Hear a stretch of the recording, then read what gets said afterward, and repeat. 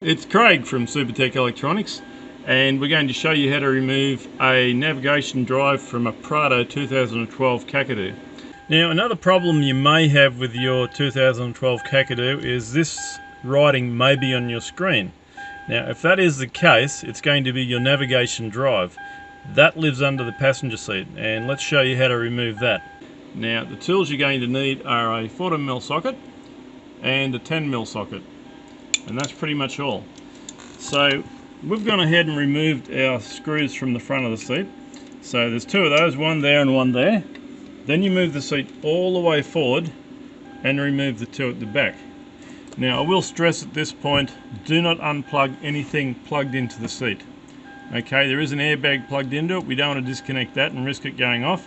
So all we're going to do from here is rock the seat back. And that will expose this flap here. And at the very front of the unit we'll have two plastic screws, one there and one there, and at the back of the unit under this flap here you'll have one metal screw. Okay, so we'll remove those, and from there it's just a case of unplugging these two leads here by pressing the middle pin and pulling it towards the front. Same with that one, and once you've done that you can send that unit off to Supertech Electronics for repair.